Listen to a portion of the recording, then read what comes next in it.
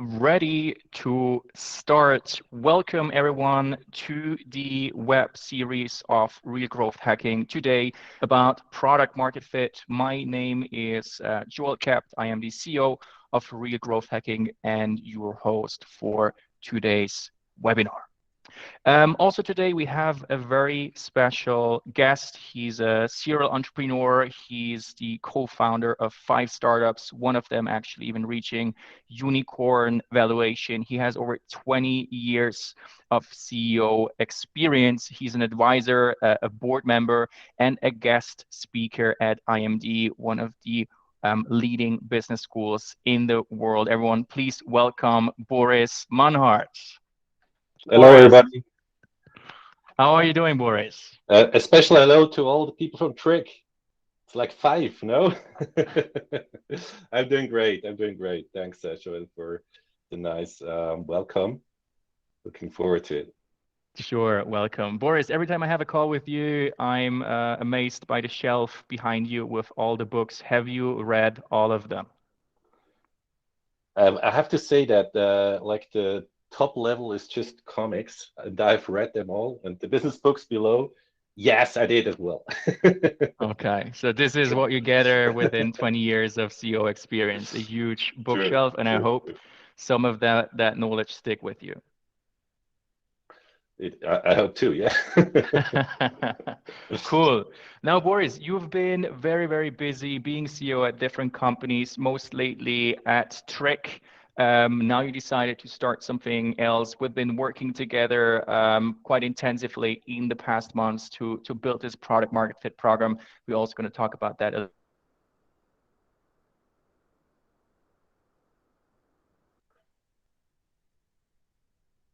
We lost Joel. Sorry, I'm back. We just lost you, yeah. Cool. So my question was, what keeps you busy these days now after your journey with Trick? Well, basically, it's the product market fit, a very interesting topic, right? So I've been focusing not only in the past years on during my times as a CEO and founder on that topic because it's a very crucial one, but especially in the past month with our collaboration, when our collaboration actually started, digging even much deeper into it and basically trying to figure out how to organize that in a way that people can actually focus on each and every single step of the product market fit, right? So I've done it several times. I screwed it up as well, right? And when I'm honest, I screwed it up right at the beginning when it came to the question of market and solving a real problem that's actually big enough to build a sustainable business model around it. And when I look back after then years working on such ventures, it would have been so easy fixing it at the beginning. And this is actually, I guess why we're here, right? So really happy to share my experience and as well to support, all of you when it comes to this very crucial phase and getting there as quickly as possible. Cool. That sounds very exciting. And I would say, Boris, with that, let's jump in quickly about the agenda today. We're going to talk the first half a little bit about what is product market fit and how exactly can you solve that challenge with Boris. Then we're going to switch it over into an open Q&A session where each and single one of you can state any question you have, which we then gonna address. First of all, Boris, you already mentioned we've been setting up a product market fit program, a bulletproof process to find product market fit and launch your business. But today we actually want to talk about all the challenges that come with product market fit. And the first question I have for you, I know you have also some slides prepared to present, but the first question I have for you is, what the heck is product market fit? Well, product market fit, it's actually a moment, right? It's not a phase or something. It's a moment when you satisfy a market with your product. Basically, when people start pulling your product because you satisfy a need of them or you solve a problem for those users. The moment when you get traction, when you can start investing money into growth and because you keep the customers, right? basically, you can say it's you've answered the question of who, what, and how. That means who is the customer and what is the problem, what is the solution to that problem, and how you're going to bring value to those customers, right? And not only to the customer, but as well for you in order to build a business model around it, because that's another topic of product market fit is to find, like a problem big enough to actually solve, right? Because there are different kinds of problems. Some just things that are not nice, right? Or you wouldn't pay for a solution for that. And I guess one important thing to know is that every startup and every new product needs to pass the product market fit. So it's not something that like you can choose. You need to pass it. And the question is there usually how you get there quickly, as quick as possible, and how can you reduce the risks of failure then afterwards, right? And for me, it's always when it comes to that phase, it's your main focus as an early stage startup is actually getting to product market fit, or like Mark Andreessen said, the only thing that matters is product market fit. Cool. Yeah. Totally see that. Now, I mentioned that in my LinkedIn post today, right? Very often when we start collaborating with startups, the first question is, hey, do you have product market fit, right? And the first case that often comes up is, I actually don't know because we don't measure it, right? And the second one, which is even worse, is if that company is already in a complete scaling phase, heavily investing, even though their retention curve never flattens, right? A clear sign for no product market fit. So, but there are frameworks out there actually how you can measure product market fit and with which you can improve it. So even though there are such frameworks out there, why do still around 90% of all startups fail in that phase? I can give you, I hope that works. I can give you just a quick, I'll show you quickly a slide of my presentation here.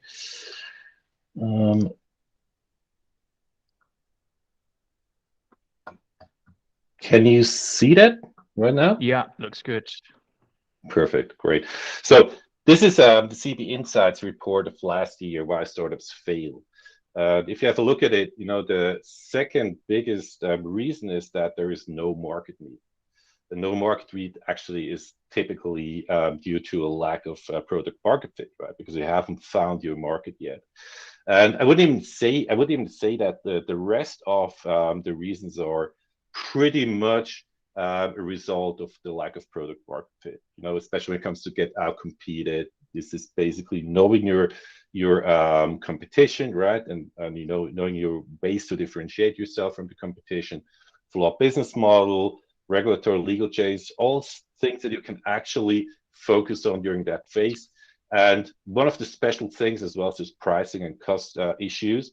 For me, pricing is part of the product market fit because that's basically the ultimate test, right? It's not only if people are willing to pay for your product, but how much. And this is crucial because only knowing that gives you the security to build something big around that, right? And we, during, our program basically is the lean approach. That means you do your homework first and then you start scaling. Obviously, there are different ways to get to product market fit. And I just want to quickly show you one other way to do it. I don't know if you know Quibi. Quibi was a venture founded by Jeff Katzenberg, the founder of DreamWorks. I mean, a guy who knows the video industry, a guy who knows the film industry.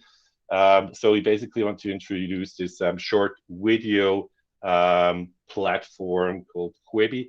He raised $1.65 billion and he burned the money within 6 months, right? So even though you have lots of money, you have all the money for doing R&D, for hiring people to do experiments and scale and so forth, it doesn't prevent you from failing, right? So it would be much, much better to do it at the beginning, right? Before this huge wave hits you hard. And basically, yes, what I mentioned, do your homework first and then start investing into growth. Okay.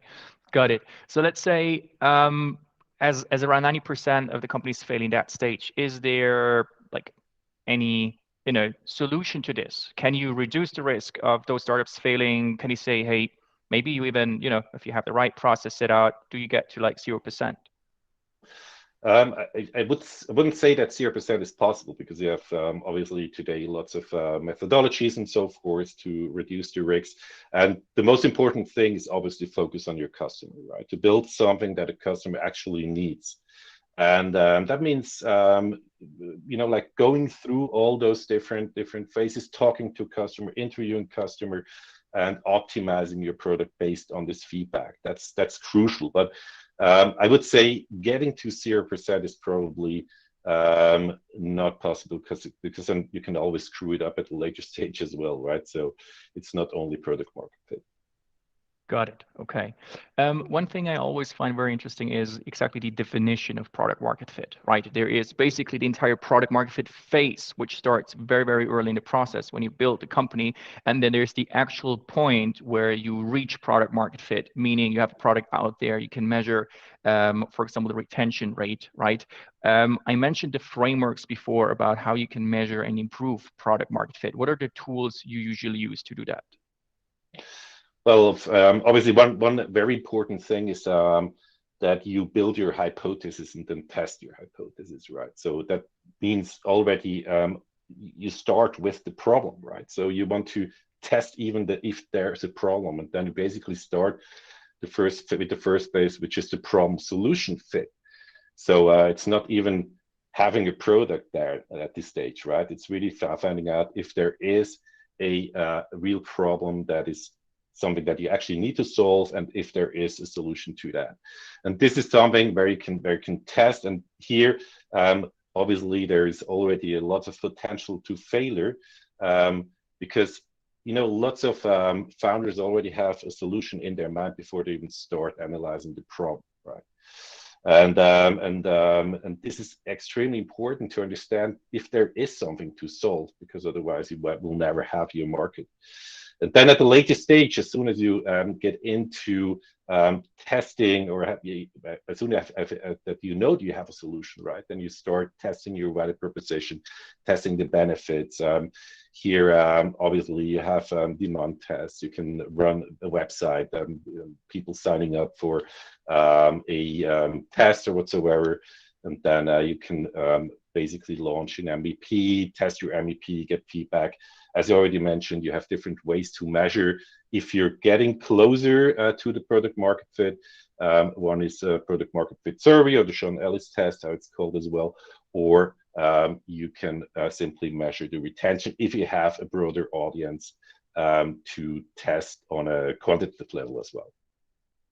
Cool. Okay. So then basically we have those two frameworks in how we can measure product market fit, right? It's on the qualitative side through the Sean Ellis survey, or it's on the quantitative side when we take a look at the retention. What we usually want to look for is when the retention curves flatten out, right? Exactly. So assuming that this is the goal where we want to get, right, and want to prove it with those frameworks, what you're saying is that many of the mistakes actually happen already before, right? They don't even happen when you arrive at this point. They happen in the very early stage when you build a company. And what I found very interesting, what you said is many founders just start a business and they have a solution or an idea in mind. But what you should actually start with is first taking a look at the market, understanding the underserved needs, and then actually validate first before you start building anything, right? And there are kind of like two different approaches, right? One say you should validate each step, and the other say, but what about innovation? What about creating something new that people actually don't know yet, right? How do you look at that? Yeah, that's a very good question. And I usually hear people quoting Steve Jobs or Henry Ford. Right, that's Steve Jobs basically saying you cannot build a product based on focus groups. But they always forget about the second part of his quote. You need to show them something. I guess that's what the whole thing is based upon, right? It's always having a hypothesis, testing the hypothesis. This is not about innovation, because the innovation happens in between, right? As soon as you know that there is a market for something, you can build the solution. That's the innovation right? That's where creativity happens, right?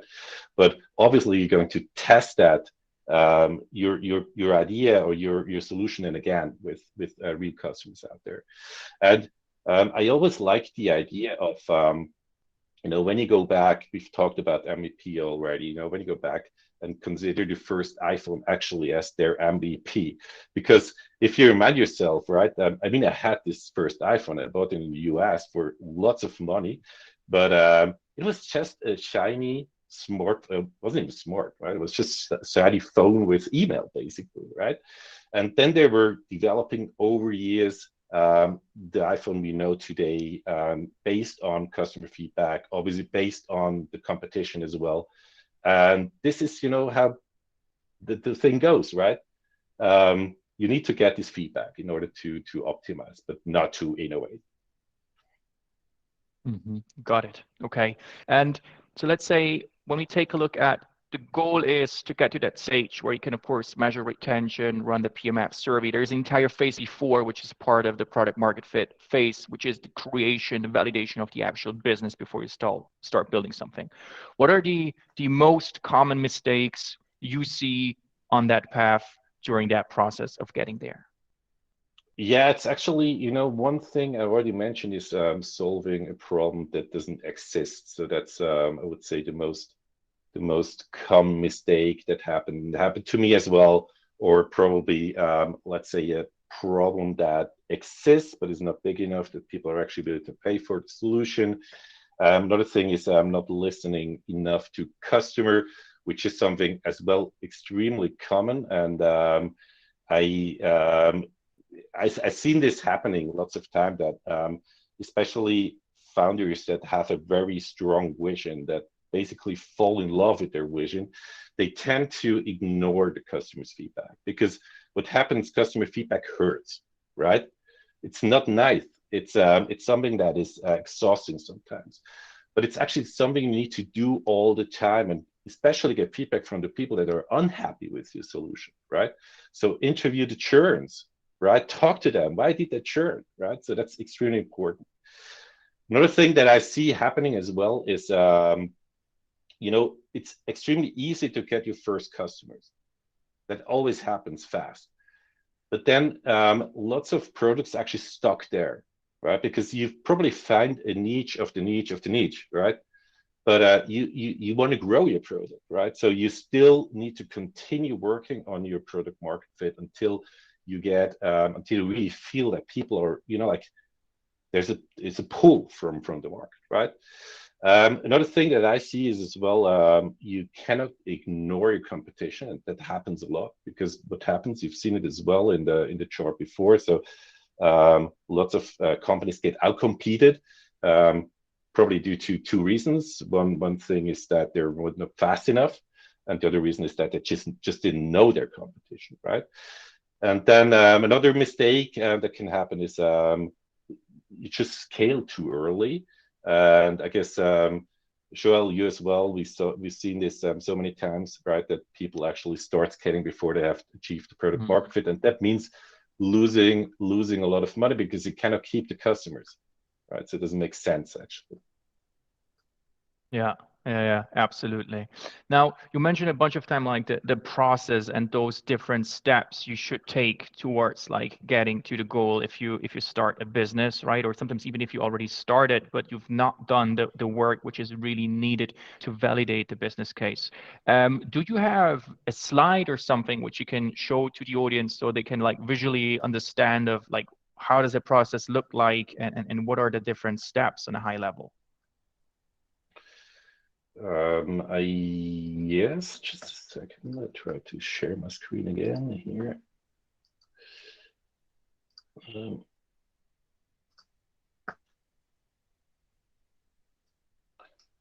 Sorry. So here we go. Cool.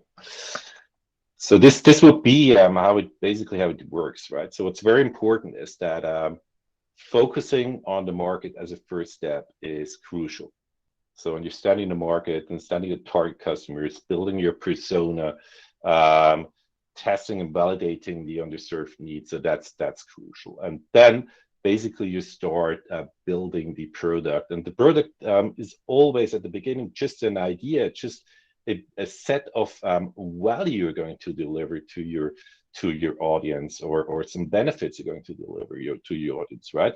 So that is basically the value proposition. And here, the value proposition is a very good start where you can actually test at the bigger scale if there is market need, right? So you can run here a demand test. You can run kind of some ads on whatever the persona's preferred network is, and then have set up a landing page and so forth. And based on those insights you get from those people, and as well as interviews and so forth, you start building the MVP, the minimum viable product, right? And it's always super important to understand what an MVP actually is, right? An MVP is a fully working product that already delivers the value, because you want to understand, like, are you delivering the right value, or are you delivering value to your customers, right? So that's super important that you already at this stage deliver value. It doesn't need to be shiny, it doesn't need to be beautiful, but the value must be clear. And that means this product can already be very successful, right? And obviously, you always have this feedback loop, right? You always test with customers, get feedback, and improve your product based on that. And what I mentioned as well before, for me, then the ultimate test is the pricing, right? So that's kind of the last step of the product market fit. Got it. One other question, Boris. You mentioned most founders start with an idea or with the solution in mind, but the first thing you should actually do is start with the market. Can you elaborate on that? Well, yes, obviously. So it's I mean, it's the same process if you want. So you always have a market when you start. You have a market in mind, right? You do your research, do your secondary research. That's probably a lot of information already on your market. You have a certain idea what you want to do. Start with your research, basically, and then you build your hypothesis, and you start testing your hypothesis. You start talking to people from this market, right? Building your customer profile, building your persona, and so forth. And that's already, you first test, and that's already, like how the whole thing works. So basically, hypothesis and validation, right? I guess what's important when choosing a market is that what you actually want to achieve, right? One thing is you can say, okay, I want to go big, right? I want to go global. I want to change the world, and I need VC money in order to do that, right? And then you need to be aware that your market needs to have a certain size. So you cannot start with a market of, let's say, 50 million or so, because that won't attract any investors. In this case, it would go for 100 million at least. I can quickly show you as well why this is like that. I can show a super quick calculation, because I guess that is really important to, when you tackle VCs, you need to understand how they think, right? And so and basically what happens, if a VC invests in 10 startups, he will probably have 2 that have a return on their investment of 10x, right? Then he will have some mediocres and some that are actually failing. So what they want to do, and they want to at least see the possibility to get to 100 million. And you can see here, these are like 2 companies, like the company B goes for the big market and company A goes for a smaller market. And both earn 5% market share. The VC has invested 4 million, right, and gets diluted over time, and then you have a certain revenue multiple when you exit of 7x in that case.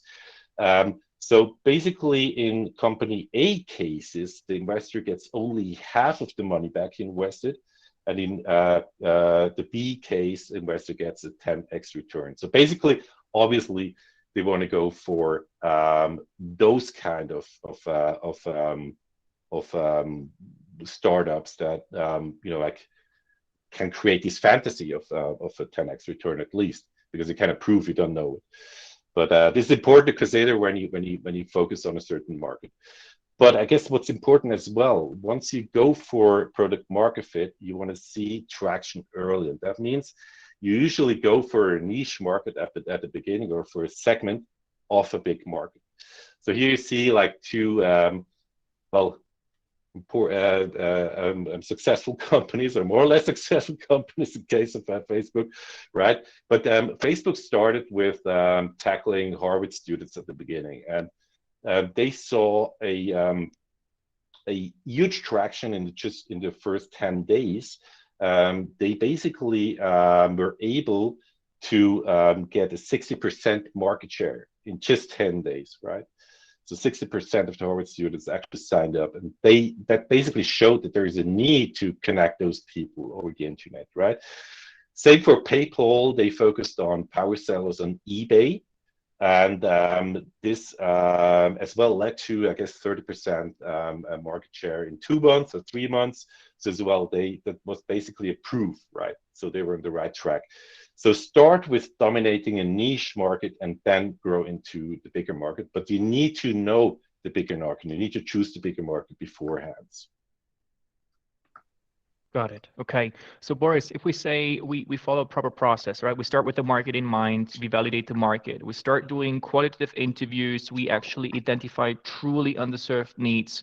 Out of this, we can formulate our first value proposition, and then we go over into the quantitative validation, which would be the next step. And there you mentioned something called demand testing. Can you quickly outline what demand testing is and what it is used for? Exactly. So this is the first time when you start working with quantitative market feedback, right, or quantitative measures. We usually use very easy ways, basically, running a small campaign on the well, let's say your customers' preferred networks. You target on your customers so that you actually reach the persona, and then you lead them to a landing page. This landing page can either have an A/B test, or just basically a form of your value proposition that show the users what you're going to deliver. And then you can do different ways to attract those users. You can, show them a way to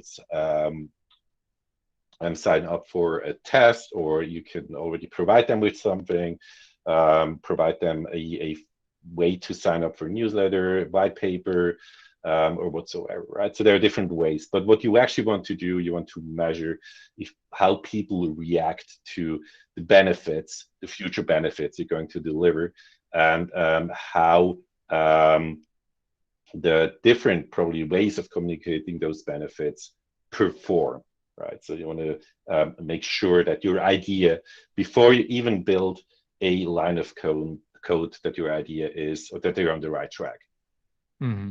Cool. So basically, before I actually build any line of code, I can follow that process and validate step by step a real business case, which is quantitatively validated, that there is a need, and actually that you have formulated a solution that really solves that need.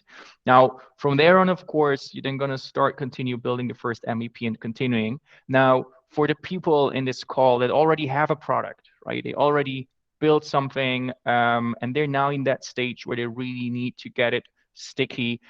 We talked about the frameworks before. Can you outline a little bit in more detail the product market fit survey by Sean Ellis and what it does and why it is very helpful?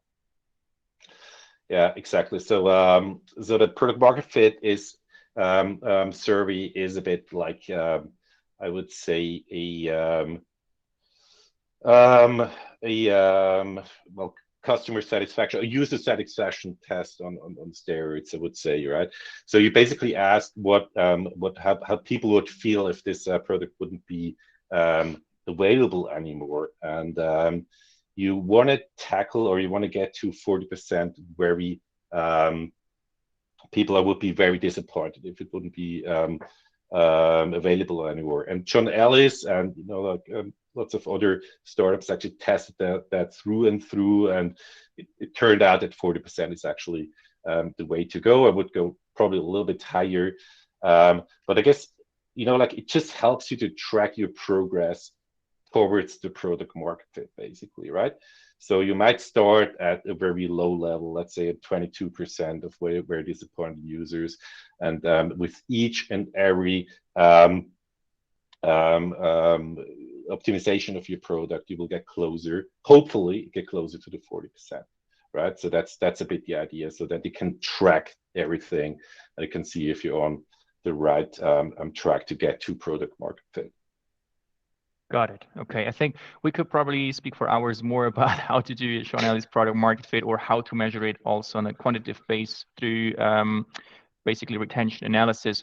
But what you outlined, right? Identifying the market, identifying underserved needs, testing them, doing some demand testing sounds actually very easy, right? Why do you think do still so many people fail in that phase? Well, I think if it would be so easy, then not 90% of the startups would fail, right? So it's still, I would say, a lot about focus and discipline. And it's, again, right, like Mark Andreessen said, it's the only thing that matters at this stage, right? It's not, building a huge team that matters, or it's not even fundraising. You should fundraise at this stage. Really prove your idea first before you start fundraising, because like this you will keep more shares, right? So the more you can convince an investor, the less shares you need to sell. So it's extremely important to go through the process with a focus, and I guess a structured process helps to do so, right? And I said it before, it happened to me that I was in operations and lots of other things in the startup. So I wasn't disciplined enough either, right? So it happens to everybody of us, and we know that if you're in the situation as a founder or CEO, there are lots of things you can focus on. You don't need to focus on the product market fit, or you need to product market fit, but you can do lots of other things, right? And the one thing I've mentioned as well is this founders fall in love with their product or idea topic. We've discussed as well, Shoal, already a couple of times. Lots of times I hear founders that this is my baby, right? It shouldn't be your baby, right? You should keep your distance, basically an emotional distance to your product. It's still a product, because what you want to do is you want to analyze it, you want to pivot, right? You want to learn what's wrong with your nut baby, right? So you don't want to do this to your babies. And that's very important, to keep that distance and really build a product based on the feedback of your customers. Okay, makes sense. Now, you mentioned it just before, right? Being a founder, building a business, that's quite busy, right? A lot of operations to build, fundraising, and all of that sort of things. How do you think can like such a program which you build still help a founder, and do they have any time to do something like that? I believe if you do this in a very focused manner, in a very structured manner, you will not lose any time. It's actually the opposite, right? You will gain a lot of time, but you need to go past that in a focused way in order to get quickly to the product market fit. And I think that can only happen if you're very organized and if you really do it step by step by step by step. You shouldn't, as I already mentioned, you shouldn't do fundraising. You shouldn't even build a huge team at this stage, because it's really focusing on the market means as well focusing on your MVP, right?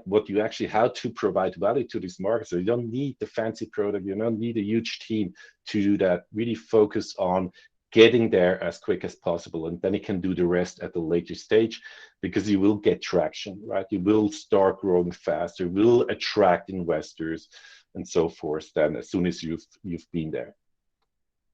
Yeah, got it. Okay, cool. So that means until that point where we really identified a real case, right? That this is a true product, a true solution that solves real needs. We should actually remain in this product market fit phase and really truly only focus on that. Now, product market fit usually is not a yes or a no, right? There's of course a degree of product market fit. You can have product market fit already in a certain industry while you don't have it in another. Let's say we arrived at the point where we launched our first MVP and now we're building out our product. How does it continue from there? What are the next steps you take? What are the frameworks you use to improve that? Well, it's still, I mean, once you start and once you have a product out there, that you can actually show something to your customers, right? And then you need to improve your product. You need to improve the value you deliver. And here as well, you have, the frameworks you've mentioned in order to, well, get feedback from the market on a quantitative and qualitative way. But obviously, what's super important is to get feedback from the people who actually don't use your product. Because you have, right, you have attracted those test users or, like people that are actually were interested in your solution.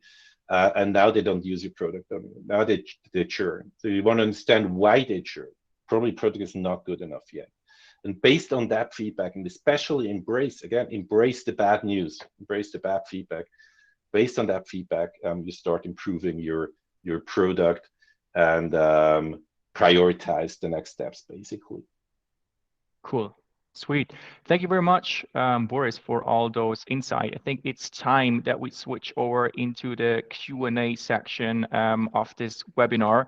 As a quick heads up, hey, if you're like interested in what Boris shared, if you feel like that you need some support, check out our program, our landing page. Feel free to get in touch with us, reach out through LinkedIn, whatever you like. Lucas is going to share the link with you in the chat. And for now, we're going to use the raise hand feature. This is this button with the hand at the very bottom. If you have any question, click that button, and then we will mention your name and you can state your question. I saw that in the chat there is already one first question from Jeremy. Jeremy, do you quickly want to speak up and state your question? And I hope by now that Lucas or Tim allowed you to also unmute yourself. Thumbs up. Jeremy, all yours. Sure, I can. Thank you very much for the cool presentation, Boris. Really helpful. You're welcome. My question would be, because there are a lot of product analytics tools out there, and some are really, advanced, some are really for starters. And I think most people start with Google Analytics. Do you have any good advice of what's a good kind of product analytics tool for starters? Yeah, well, if you start, it's depending on your product, right? So, but if you have something web-based, then would definitely start with Google Analytics. They don't want to spend a lot of money into very sophisticated tool. So start with something that does the job. Okay, so Google Analytics is the starting point, and then if you would go a little bit more advanced, what would be the first one you would use, or would you always stick with Google Analytics? Again, depending on your needs, basically, right? So if you have something web-based, then and obviously then Joel will take over, right? With with the whole funnel topic, right? And I guess here you might need some CRM tools in order to measure the different steps of the funnels. You might need probably, if you have an an attribution tool as well. So depending a bit, like on your setup, on your product you're producing. Yeah, maybe Jeremy, to give another insight here. I mean, first of all, it really depends on what your product is, right? Is it web-based? Is it web and mobile? Is it only mobile? Depending on that, then you're gonna go out there and do basically discovery of the tools you want to apply. Web-based tools, one thing you can always work with is Mixpanel. It's a good tool to start. The most important thing is Google Analytics is a good tool to start, but you cannot do proper retention analysis, right? What you need to measure product market fit is that you can track your users and measure their retention, right? How does their retention curve look like, let's say over 10 days, 30 days, whatever your usual product behavior is, and does the curve flatten out at some point? There there are also other tools by now out in the market that is not just for tracking, but also give you a lot of power for onboarding. So they do both. Like, for example, Pendo.io. It's a very, very cool for onboarding, and it also does all the front end tracking in your product automatically, right? So at the end, figure out what you need, and then I'm sure also the growth-led community, ask this question there, can provide you an entire list of tools that would be appropriate to your needs. And the links are already coming in. Did we answer your question, Jeremy?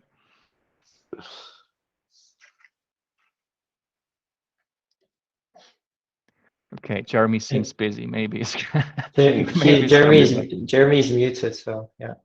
Oh, I just got kicked out. My internet went away. And I understood everything until mixed panel, and afterwards, like everything after mixed panel, I didn't get anymore. But you can read it up in the chat. So Lucas just sent the links in the chat. Cool. Thank you very much. Pendo.io would be the other one. Yeah, have a look at those, and otherwise state a question in the community, and we are happy to provide the entire list there. Awesome. Thank you. Sure. Cool. From here, any other questions? Just use the raise hand feature, and we're gonna mention your name, state any challenge or question you have. Either you're an aspiring founder, you're a new founder, or you already have a product. What are your challenges?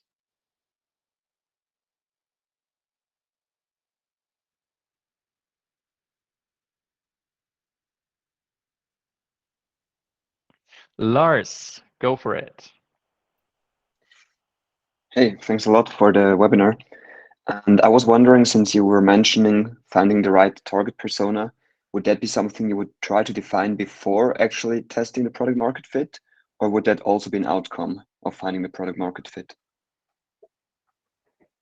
It's a very good question, actually, but it's part of the product market fit, right? So this is because this is the market. So basically, your persona or your ideal customer profile, right? This is your market that you target. So you need that to build upon every next step. So as a first thing, obviously, you will have your hypothesis, right? And you build your persona, and the persona will change. I guess that's something very different as well, very important as well. It's kind of like an open document, because it's not only the product that will change during the time, but it's probably the market as well, right? So market represented by your persona. Cool. Thanks a lot. You're welcome. Yeah, maybe what I can add to that, Lars, it's basically as Boris said, right? It can even change over time, but really identifying the user persona and the buyer persona, which, by the way, can be two different things depending on your product. This really starts early in the process, right? You identify first the market, and then you start looking for underserved needs. And already when you do this, the underserved needs, then you either discover for your user persona and the buyer persona, and already there you get an understanding for who your person truly is. And if you exactly miss out on that step, which sadly many people do, and they jump into the solution space too fast, then you exactly miss this critical understanding for who is it actually you're targeting and what are the true pains and needs those people have. I guess it's very as well important to understand what the underserved needs actually are. Right, so to not just send you lots of buzzwords, but these are basically the blank spots on the business map. These are the things you want to tackle because this haven't been solved before, or probably have been solved in a way that people just are not yet happy, right? So this is your chance to just do it better and to create your market.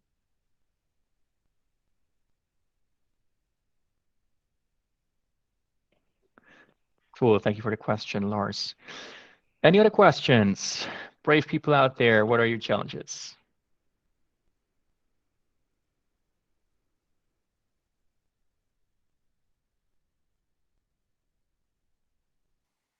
Carlos, go for it. So, hey, Boris.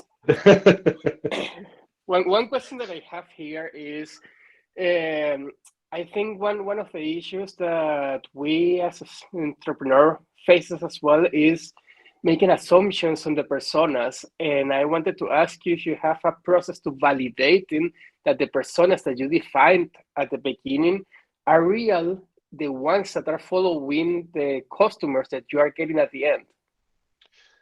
Yeah, there are actually a couple of steps you do during that whole phase, right? In order to as well validate your persona, validate the customers you have in mind. And one very good thing that I really like is you can even take your product market fit survey and go deeper, segment that again, right? So as soon as you have your, let's say, an audience that is testing your product, you can see who is actually satisfied with your product, right? And then understand or start understanding who is that, right?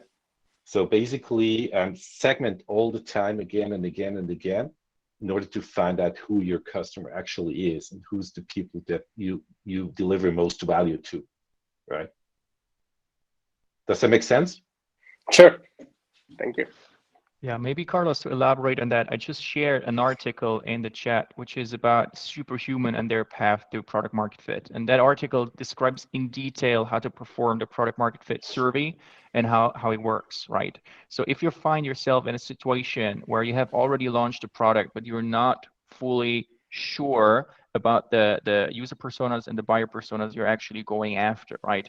The product market fit survey can really help you in a sense that, as Boris mentioned it, you're going to ask the question, how disappointed would you be if you could no longer use the product, right? And depending on the answers you get, you then start segmenting by what they said, right? Did they say very disappointed or did they say somewhat disappointed? So you want to segment for who are the people that all said, I would be very disappointed if I cannot continue to use your product moving on, and then you dive into the characteristics of those people, right? And this is then how you find out who are actually the hardcore users of my product. What do they have in common, and what do I need to do to target exactly more of those people? Your early adopters, right? So people are to start with. Yeah, the question I have usually in all of kind of surveys is the cognitive bias. What happens whenever the people are giving you the answers, you are driving them to give you, or you are influencing them to give you, and at the end you are listening the music you want to hear, and how to contradict that in a, let's say, more truthful experience so that you get not just the music you want to hear, but the one that hurt as well, because there is where you will get a lot of the learnings. And I think that sometimes you might influence one survey or one interview too much into listening to what your ear wants to hear and not to what's the reality. So I want to take I want to hear your take on that. It's a very good one. It's actually a critical thing, right? To get the feedback that you don't want to hear, basically. I would say with the surveys, what you do at this stage, anyway, you don't have that many users at this stage. So this just gives you more an idea, right? It's no, I wouldn't say market research or whatsoever. It's really just giving you an idea. And the fun thing at the beginning, you will see that most of the people actually will lead you in a certain direction. So it gets more complex until your product gets better, right, on this journey. But what you refer to as well is like, like how to interview people. And I guess that's something crucial, that especially when you're a founder, that you have this, I would say, emotional distance to your product, and to actually embrace the bad news, right? So that you actually let people talk and not trying to sell something. And here I see usually the big problem with founders is that, like, you or we are so trained to sell our idea, because that's what we need to do all the time, right? And to just stop doing that and just listening to people, that is something really hard. And what I think what really helps is to have a great interview script at the beginning, right? To really prepare yourself and to think about it, how to get to the information you actually want to have a data input sheet where you already think of what kind of things you want to what kind of information you want to get, right, and how to get there. So that's something very important at the beginning, right? To don't fall into this trap, because what happens is that people like you, you're a founder, you're an innovative person, right? So they obviously they will give you some compliments, even though they don't think it that way, right? They will, even probably just talks, give you information that you don't need for your research. So you need to lead them into a certain direction without biasing them, right?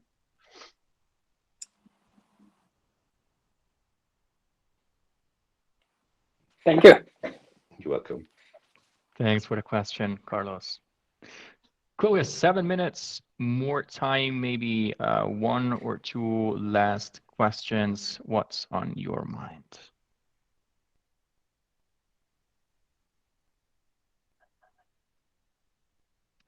Kilian, go for it. Hey, thanks, Boris. Killian here from Zario. Okay. Hi, thanks a lot for all the insights. I was wondering, you Joel mentioned that you started multiple companies and led them as the CEO. What were some of the biggest mistakes that you experienced or made? Good question. Well, one was really what I've already mentioned is solving a problem that was just not big enough to actually monetize, or to monetize in a sustainable way, right? And what happens then is in this case, we already had quite a big audience of millions of users, right? And it's hard to pivot this time, right? So what you start switching from business model to business model to business model, right? Testing out stuff just, to monetize. But actually, when you think, if you would have done your homework before scaling, would have never led you to that situation, right? So that was probably, I would say, one of the bigger mistakes. And then obviously, all the other things as well. So I started in the late 90s, so I went through all those kind of things. So you can really benefit from this experience, because they say, it's the stupid one learns from his own mistakes, and the smart ones from the mistakes from others, right? So I don't want you guys to do the same things as well. Thanks a lot. You're welcome.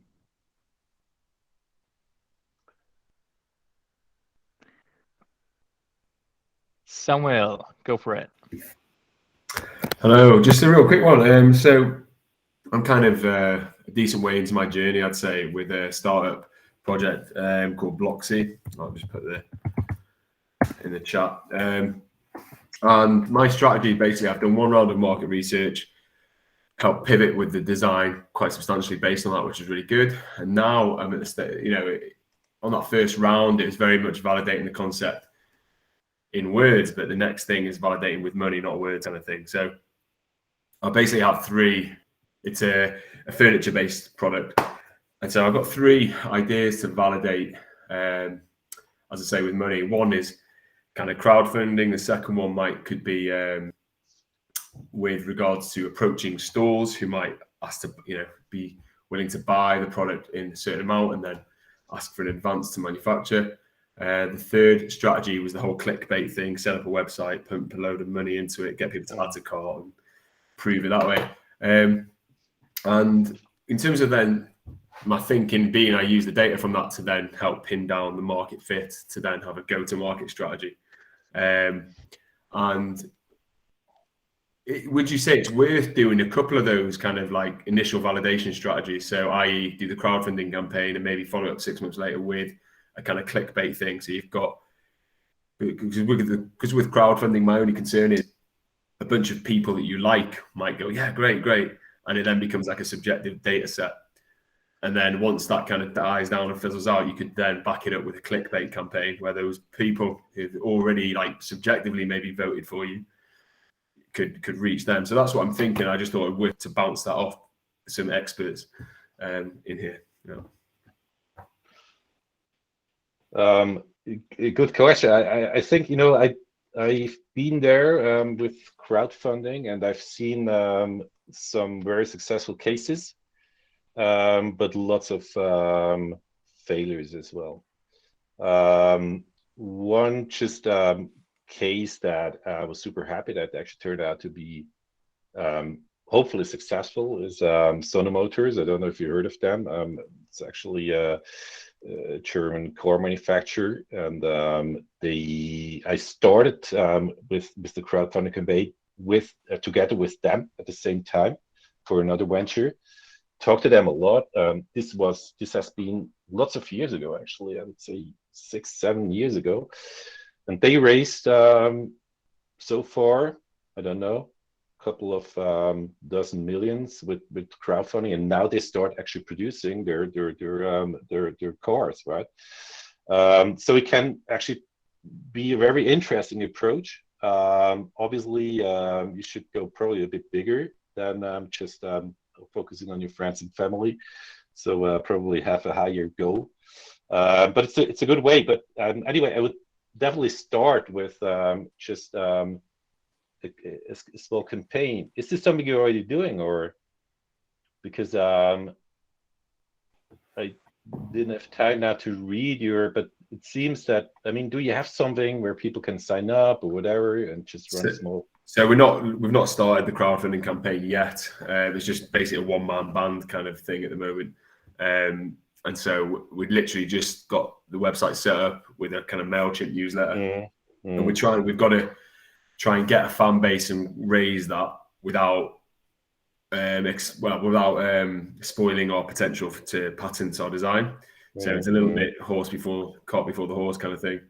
Okay. So we've got to be tactful there.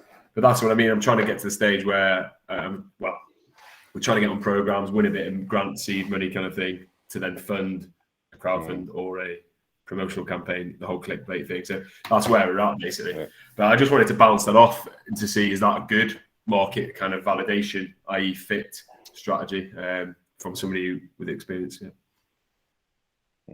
Well, I would definitely start like what you did now with your landing page, and then focus on that at the beginning, and get some benchmarks to understand what you actually really need to reach, and then just test it out there with small campaigns. So that would be the first thing to do before you even start producing something. Right? Yeah. Okay. Yeah. Cool. Thank you. Yeah, Samuel, I think it really depends on your current situation and also on the product to then decide, is investor fundraising the right journey? Is it crowdfunding? Is it something else? Is it still bootstrapping? So yeah, you as well as all the other people in that call, if you face a challenge, if you want to get some support and continue the conversation with Boris, feel free to reach out to us. Head over to our landing page on realgrowthhacking.com. Happy to spend 30 minutes with you, give you some more advice, and see if there's any possibility and how we can support you. For all the others, it was a pleasure to have you here. We're planning to continue organizing a lot of events. We're also having a community, growth-led community Switzerland. You also find the link probably in the chat. You can state any question, any challenge you have there, and different people will jump on it and provide some answers to you. So thanks for joining. Hope to see you there. Hope to see you in one of our next events soon, also in person again, finally. Thank you very much for joining. Speak soon. Have a good one. Bye-bye. Thank you. Bye-bye.